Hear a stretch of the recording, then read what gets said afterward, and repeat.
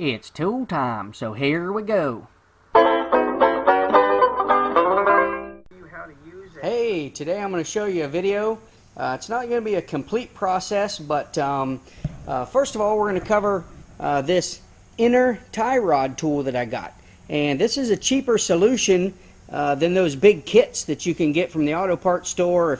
But this is a cheaper, easier solution. I think this, it's a performance tool, and it cost me about $9. So it's something I could just put in my toolbox, and I'm going to show you how to use that when you're removing the inner tie rod. So on top of that, this is a 2009 Honda Civic, and I obviously am replacing the outer and inner tie rods and doing some other work to this too, suspension related stuff. Now here we go with the tool review portion of this for our Tool Time Tuesday. So this is the inner tie rod tool, and it basically just clamps around the inner tie rod here. Now you can go to auto parts store and you can buy the big kits that are like a long piece that goes all the way up above this thing and has different attachments on here, and then you can twist it. But you know, those things, if you try to buy one yourself, it's not practical unless you do it all the time, because they're upwards of $100 and more. So this thing right here, I just bought when I bought the parts, but I just added this on. I think it added on about $9, and it's going to save me a trip to the auto parts store. And I can also keep it, so if I ever need to do this again, or if I have another use for it, I can keep this guy. So let's get it out. I'll show you how to use it. First thing I'm going to do here is I'm going to wipe off all the gunk, because this tie rod tool needs to bite into this thing. So I want to make it relatively clean and dry so it doesn't want to slide when I'm using it.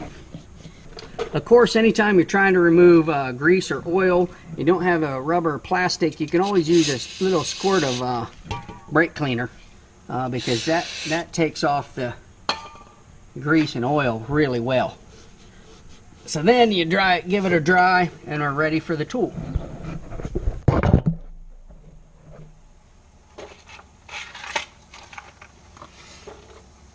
Now in order to put this on, we're just going to open it up. We're going to loosen these nuts, which are 9/16. Yeah, these are 9/16 nuts, or 14 millimeter, same thing. So before you do this, actually, there's a little lock washer on the back of here that we're going to have to straighten out, because that prevents this inner tie rod from loosening up. So let's get to that, and then I'll put the tool on.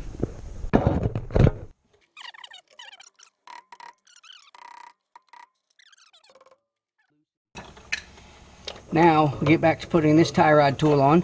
Then go ahead and hand tighten this evenly on both sides.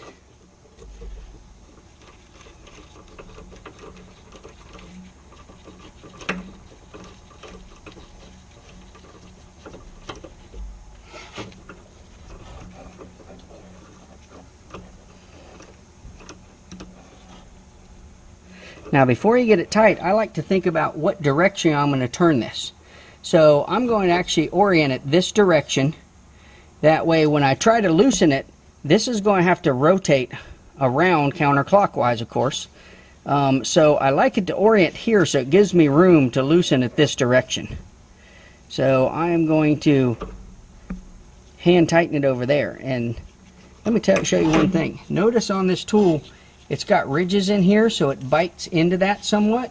And it's also got ridges inside the arch part, the bent metal part, so it helps it bite in.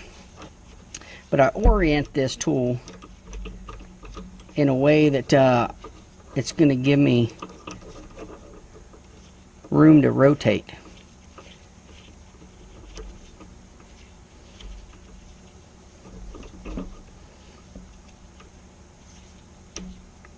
Okay, so now after I've got these tightened by hand, of course I'm going to take a 9/16. I'm just going to snug it up. In this situation, I'm going to be using a ratchet wrench. So I'm going to just tighten this down. I'm not going to go crazy tightening on it. Once I can, you know, put a couple turns each one equally.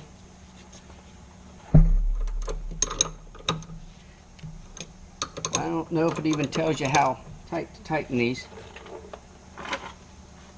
See on the back of the package, doesn't tell you how tight to torque these, but I'm just going to go snug, probably about 30 pounds maybe. I suppose if it's not tight enough, I can always tighten them down a little more, but snug them up like that.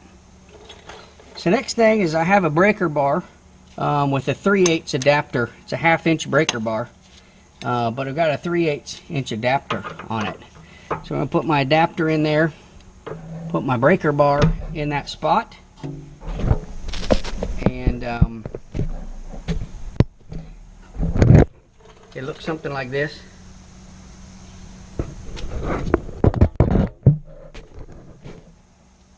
Then we're going to give it a tug and see if it comes loose. Here we go. And it came right loose.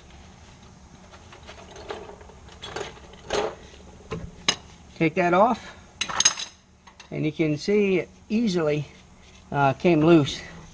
So now that it's loose, we can just unscrew this guy by hand, and then it'll be easier to take the tool off once we get it off. Just like that. So now you can have a good look at that lock washer that was on there. So other than that, there it is. There's your tie rod removal tool that clamps on and how it works. And now all I have to do is loosen these with the 9/16, and I'm ready to go get the new one to put the new tie rod on. Incidentally, you can see that I've got this loose. You can see I've got it loose, but it does bite into the tie rod really well because it's on there still, even though that, you know, it's much like an exhaust clamp. But even though that thing's still loose all in there, it's on there to the point where I have to almost knock it loose to get it off of there because it bites into here with those little teeth. So I have to say it works pretty good. I'm happy with it. You might give this a try because it's cheap and it makes an easy solution. So hopefully this video has helped you, and we're looking at the inner tie rod tool and a couple little tips at how you're going to get the inner tie rod out using this tool. And keep watching my videos. I like to post tool related videos on Tuesday, but sometimes, like in this case, it overlaps. It's a little bit of a how-to, and it's a little bit of a tool time review. So I'd have to say, for $9, I'm pretty happy with this. It took it right off. I did the other side previously. It also worked like a charm to put it back on. I basically used it the exact same way, and I put it back on and torqued it down really easy. Keep watching my videos. Hey, subscribe, and I'll keep trying to share some tips and things with you along the way. Thanks a lot.